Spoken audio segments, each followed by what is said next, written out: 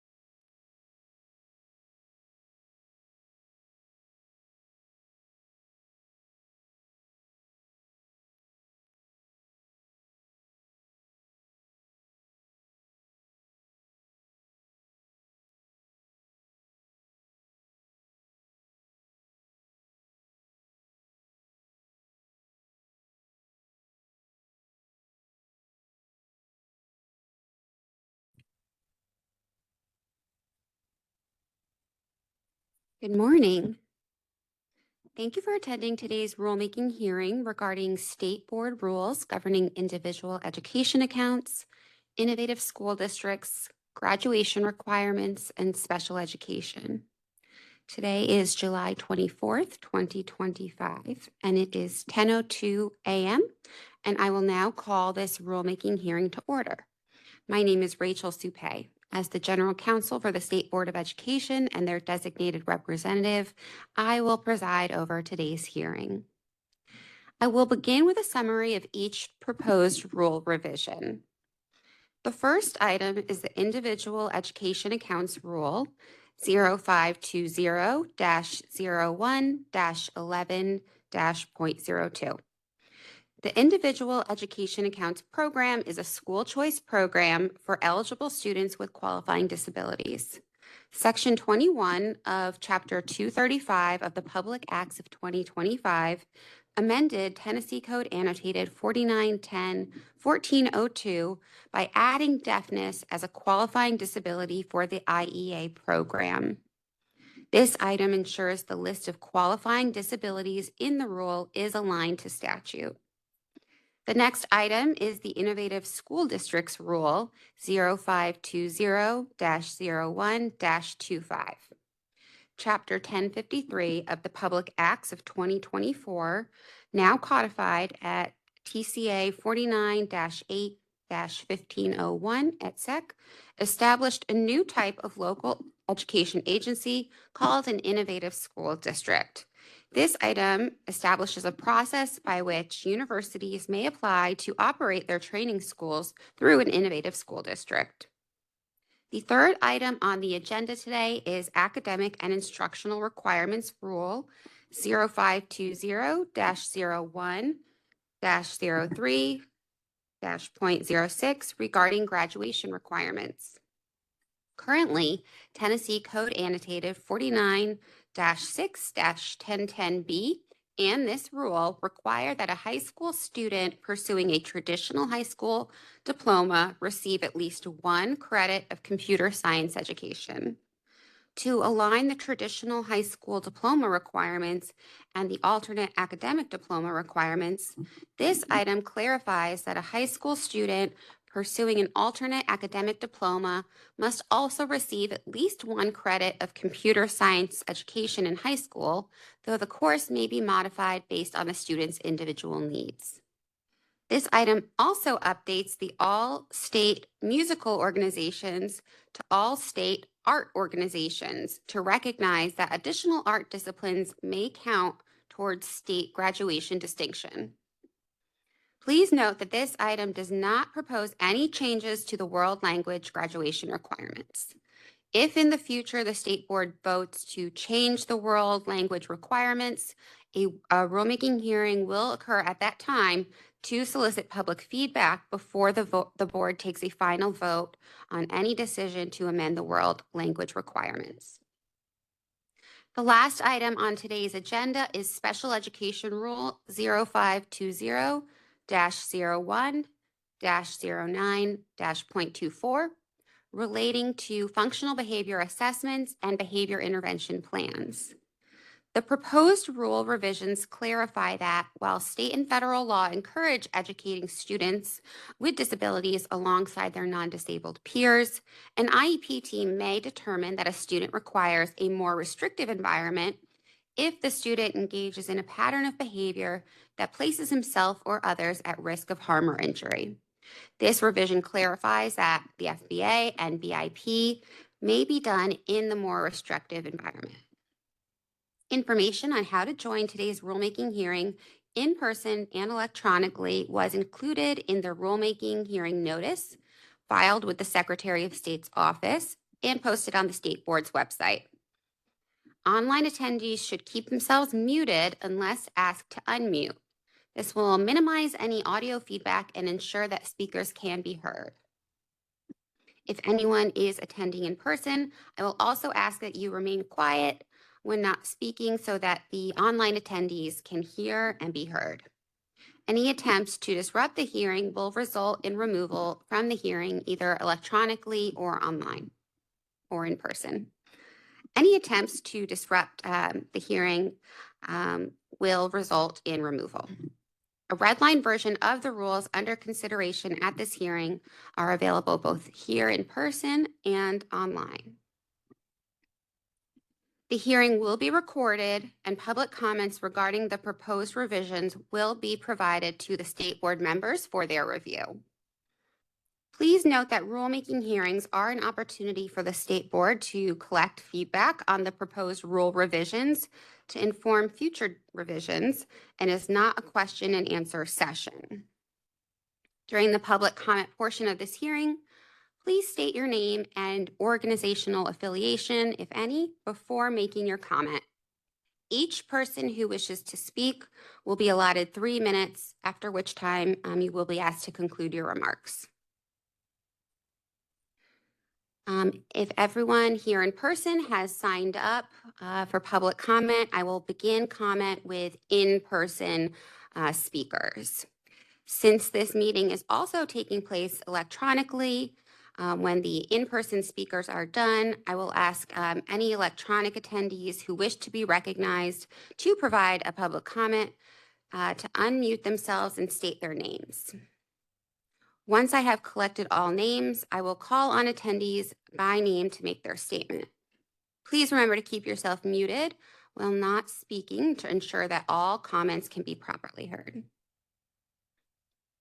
I'm going to start by reading off the list of in-person speakers to make sure that I have everyone.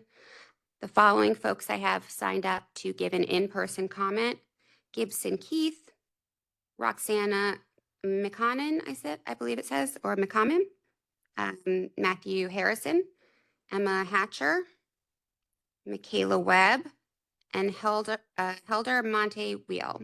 Have I forgotten anyone in the room who wishes to speak in person?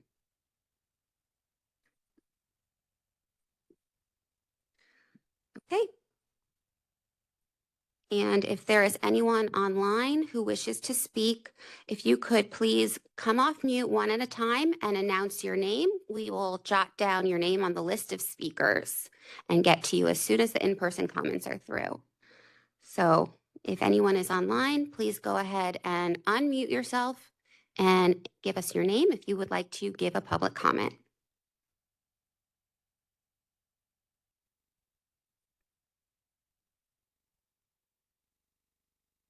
All right, I will begin by calling up our in-person speakers.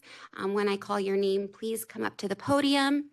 You'll turn on the button with the little person to activate your microphone. So our first commenter is Gibson Keith.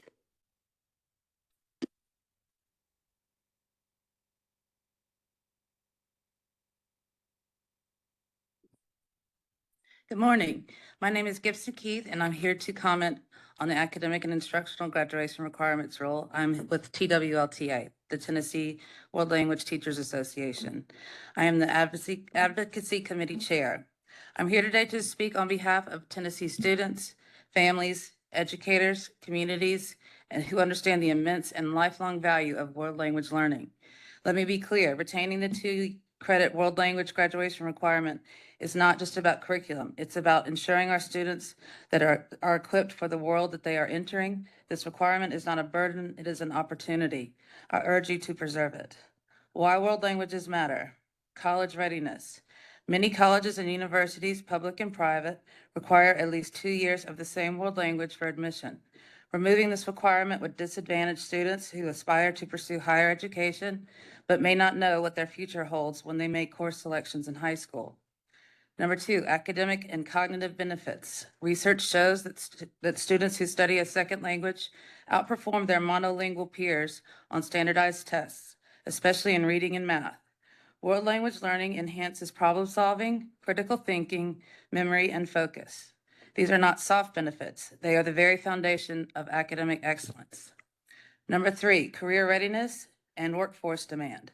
Several members from our business community have pointed out that Tennessee is operating in a global economy, desiring to develop more economic and strategic relationships around the world. A multilingual workforce helps Tennessee and the United States to engage more effectively in global markets and diplomacy. It strengthens national competitiveness and supports international opportunities.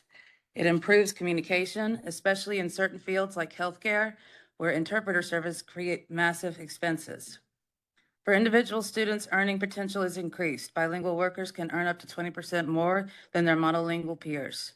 Career doors are opened. Bilingual professionals are in high demand across industries such as healthcare, tech, law enforcement, and international business. Number 4, cultural awareness and global citizenship. Today, world language classrooms go far beyond grammar drills. They are vibrant spaces of cultural exchange, helping students build empathy, appreciation for diversity, and a broader worldview. In Tennessee, a state where growing linguistic and cultural diversity, these skills are more essential now than ever. Here in Nashville, we are proud to have one elementary school with a language immersion program. My daughter attends this school, and I have seen firsthand as a parent, educator, and educator how effective and engaging attending a bilingual school is for students. This August, 3 more schools will begin their transition to language immersion. This momentum should be matched with statewide support.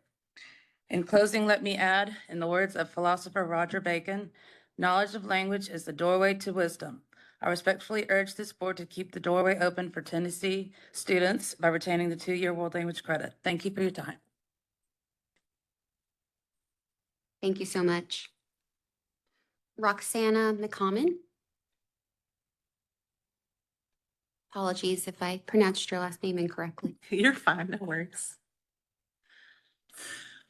All right. Thank you for the opportunity to speak with you today about Board Policy 0520-01-03.06. My name is Roxana McCommon, and I serve as a World Language Content Specialist here in Tennessee.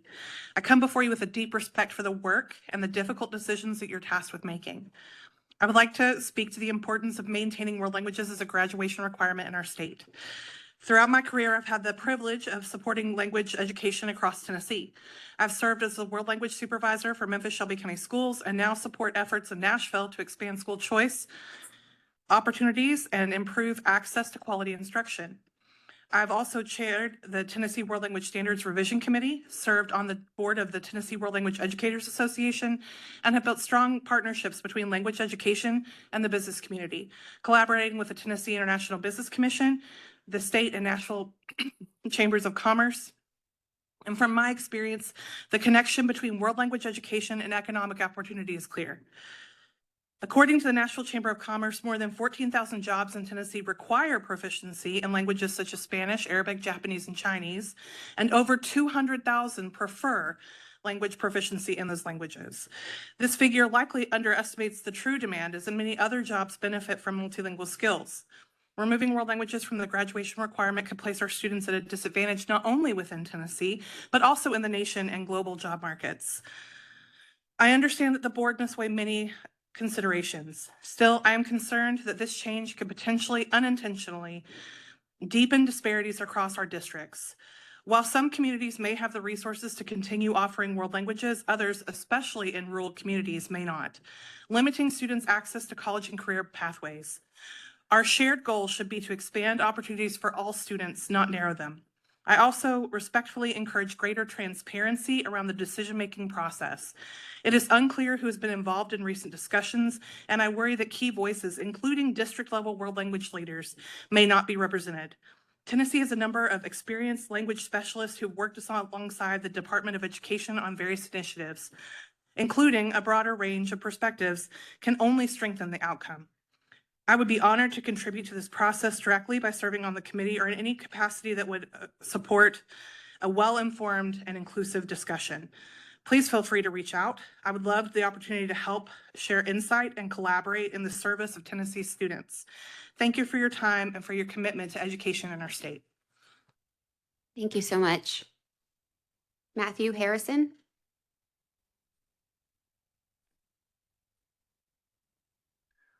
Good morning. My name is Matthew Harrison, and I'm a Spanish teacher at Sullivan East High School and adjunct faculty member at various universities throughout East Tennessee. As an experienced educator, a two-time Sullivan County Teacher of the Year, and a doctoral student in educational leadership, I'm here today in response to the policy shift proposed by Chairman Eby at the May 30th meeting regarding removing world language as a high school graduation requirement. This change would have devastating consequences for our world language programs, staffing, and most importantly, our students' global readiness and overall intellectual development. Although the 25-26 rule on graduation requirements as proposed still includes 2 world language credits, the mere suggestion of removing this requirement could dismantle years of progress, setting Tennessee students at a significant disadvantage compared to their peers nationwide. In my near decade as a world language teacher, I've been astonished by our students' achievements. First, in regard to college readiness, after Spanish 4, our students earn up to 12 hours of college credit and 4 EPSOs at no cost. They begin college well ahead, often fulfilling language requirements before their first day on campus or immediately pursuing language majors or minors. Second, in regard to real-world immersion, our Spanish 4 students are able to participate in a study abroad program, immersing themselves in another culture and using their language skills daily. As a rural, poverty-stricken school, these trips are made possible by extensive community fundraising, fostering lifelong connections. Lastly, in regards to career opportunities, students are using their language skills to enhance their careers. From a student at O'Reilly Auto Parts earning an extra $5 per hour for conversing with Spanish-speaking clients, to flight attendants at Delta making an additional $20,000 per year for their Spanish fluency, language directly translates to economic advantage. We have students working as chefs in French restaurants in Charlotte, North Carolina, thanks to discovering their love of culinary arts and language in high school. Beyond these direct applications, the enduring benefits of language learning are profoundly cognitive and developmental. Language learning enhances critical thinking, problem-solving skills, and creativity. It strengthens communications, fosters empathy, builds cultural awareness, and promotes global understanding. These are fundamental skills that benefit students in all academic disciplines and future endeavors, from STEM fields to the arts. I firmly believe that not every student needs to go to college, and not every student will use a world language professionally. However, our classes teach far more than just grammar and vocabulary. We teach English, reading, writing, history, geography, communications, and cultural understanding, skills vital for any path a student may choose. I implore this body to preserve world language as a graduation requirement in Tennessee. This is not merely about maintaining existing programs. It's about safeguarding the intellectual development and the future readiness of every Tennessee student. Removing this requirement closes doors for our students before they even know these opportunities exist. Thank you. Thank you. Emma Hatcher? Good morning. My name is Emma Hatcher, and I am a student at East Tennessee State University. I just returned from studying abroad in Mexico, something I never thought a girl from rural Appalachia could do. It only happened because of one specific policy, Tennessee's foreign language requirement.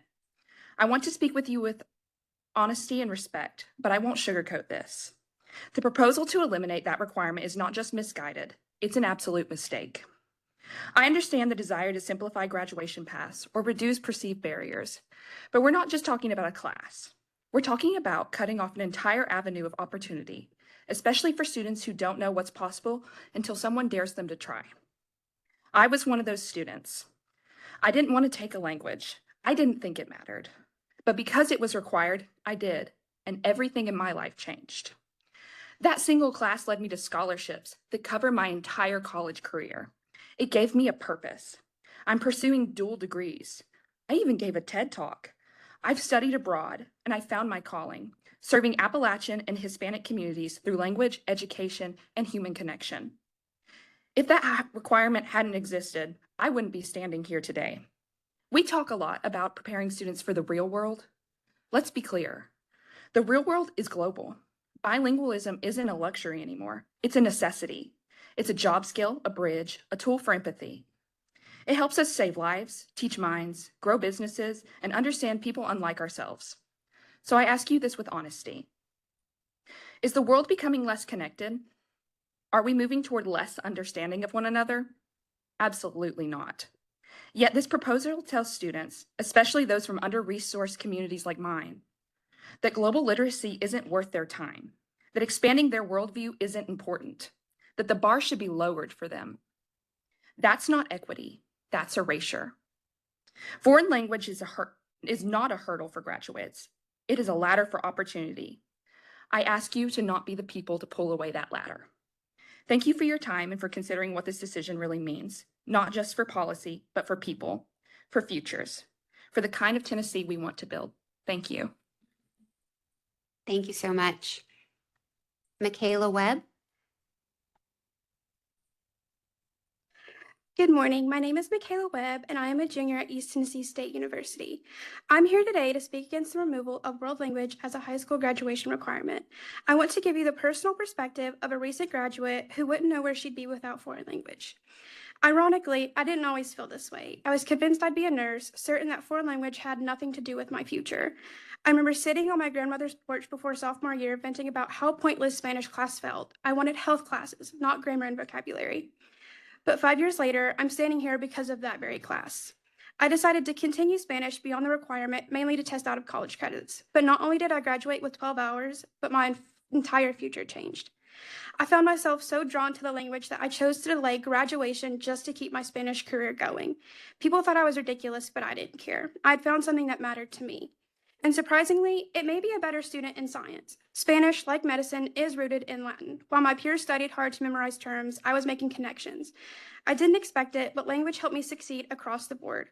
Research supports what I experienced. Language learning strengthens cognitive flexibility, memory, attention, and executive functioning. It even protects brain health long term. But beyond academics, language gave me something more powerful: empathy and belonging. When Spanish-speaking families joined my church, I was able to welcome them. We connected, and a few months later, they became members. I am known by name at the local restaurants, and I was able to lead my parents around small towns in Mexico where English is not common. I have studied abroad in Costa Rica, the Dominican Republic, and I'm preparing to spend 6 months in Spain at one of the top 3% universities in the world. I have met so many amazing people and have connections in every corner of the world. Language helped me build community, and that has changed my life. Foreign language isn't just a subject, it's a bridge to opportunity, to understanding, and to a more inclusive world. It has led me to people, careers, and a future I have never imagined. It is not just me, but hundreds of others have similar experiences. Removing this requirement would be locking a door that took decades to open.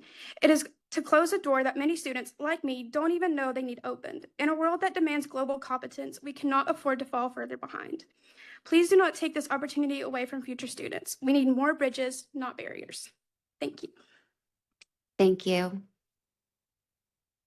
And lastly, in person, we have Helder Monty Wheel. Again, apologies if there were any pronunciation issues. Bonjour, buenos dias, and good morning. My name is Helder Monet-Weil. I am an MMPS teacher with over 15 years experience in the classroom.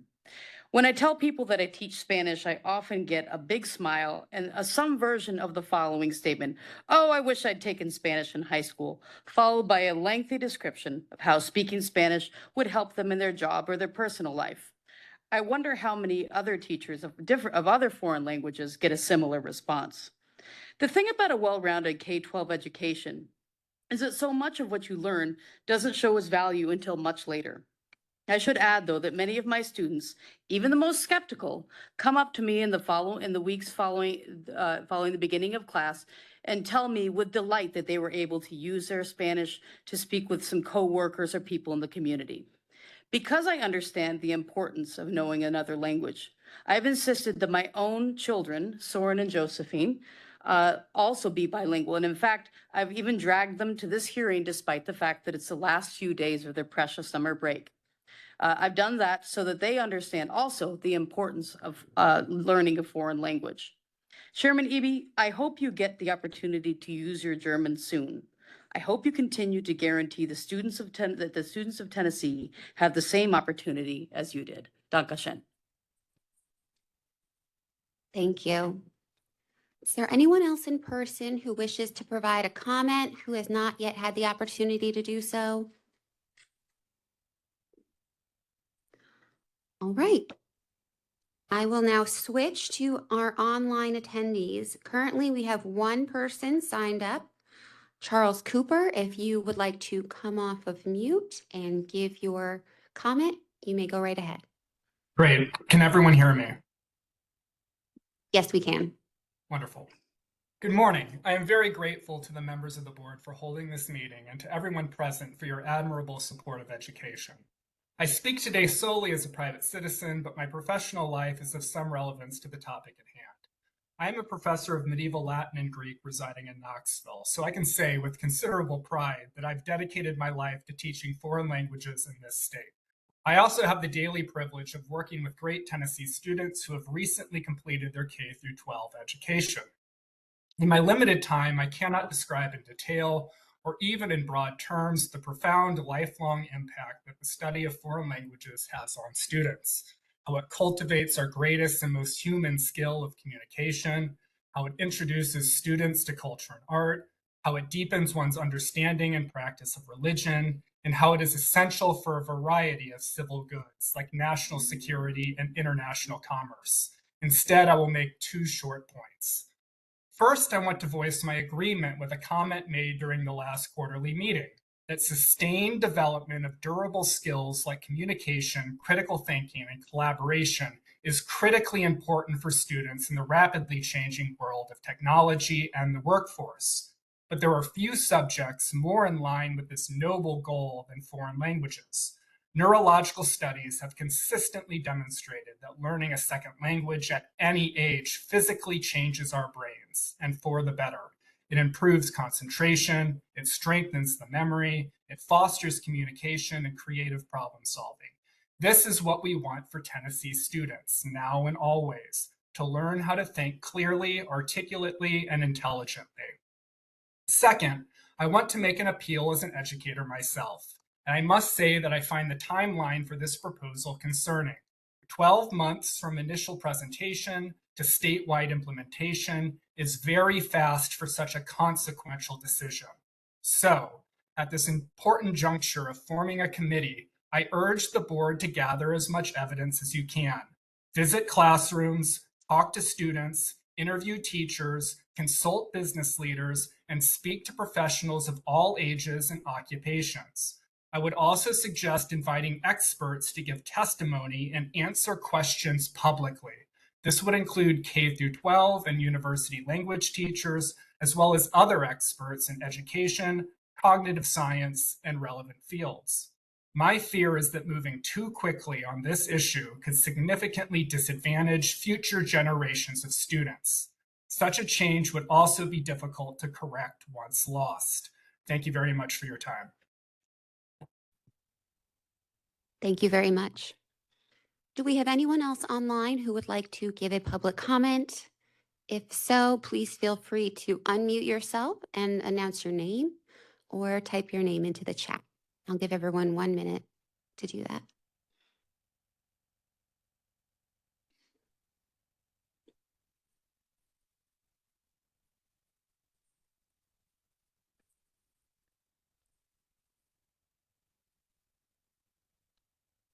All right, seeing as we have no other signups, I want to make a few final reminders. You may submit written comments regarding the proposed revisions using the contact information on the agenda, on our website, and on the screen.